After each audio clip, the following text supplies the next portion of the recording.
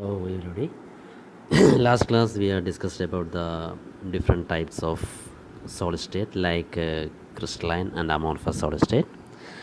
And I told you the next class we will be discussing about the classification of crystalline solids. That means we are focusing upon the crystal character or crystalline solids and what are the different type of crystalline solids we are going to discuss.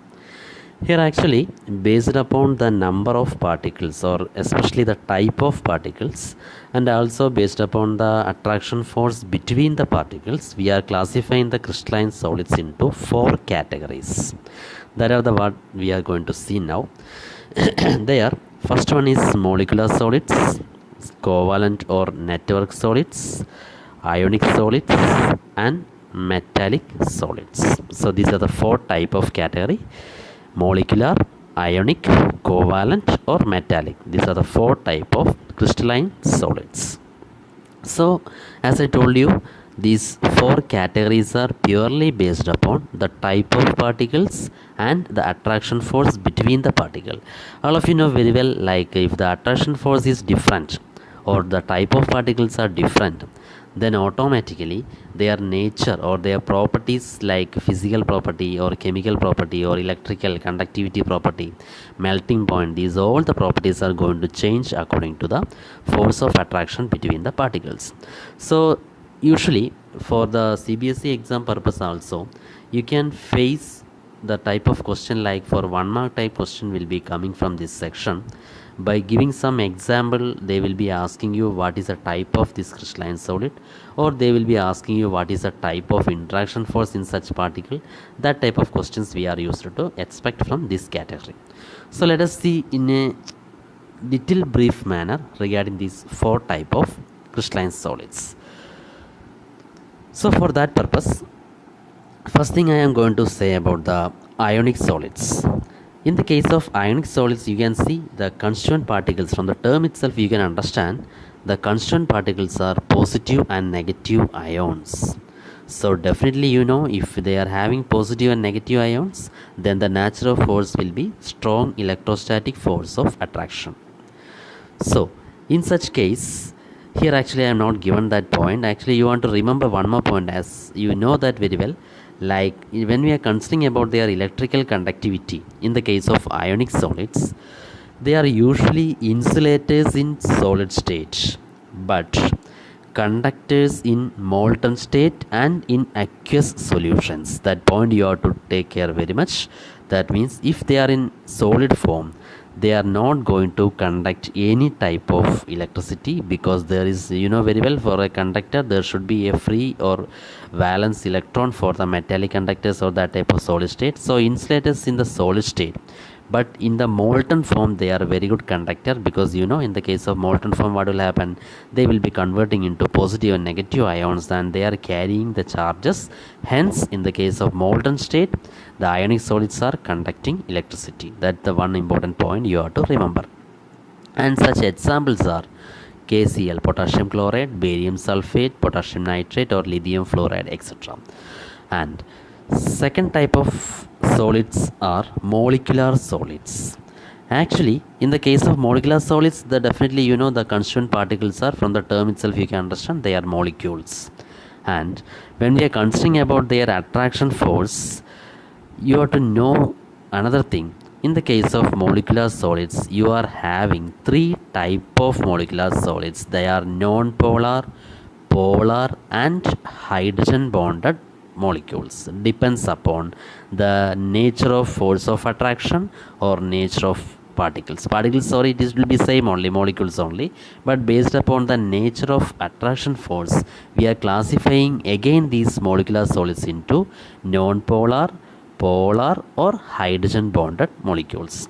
So in that case, in the case of molecular non-polar solids, the force of attraction will be dispersion or London forces, that you are already learned in last year 11th class. Dispersion or London forces are coming under non-polar molecules, whereas in the case of polar solids there will be dipole-dipole interaction.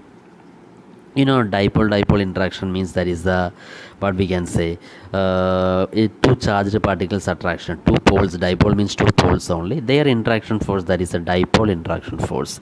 Whereas the third one is already, that is the hydrogen bonded solid. In that case, the force of bonding will be hydrogen bonded solids. So these are the three categories which are coming under molecular solids. So the three categories are, one more time, the three categories are non-polar, polar and hydrogen bonded solids based upon the force of attraction, either van der Waals force or dipole-dipole interaction or hydrogen bonded interactions. So these are the three type of interactions in the molecular solids. And regarding their conductivity property, they are insulator, or they are not conducting any electricity. And examples are carbon dioxide, in the solid carbon dioxide, that already in the 9th class, that is known as the dry ice.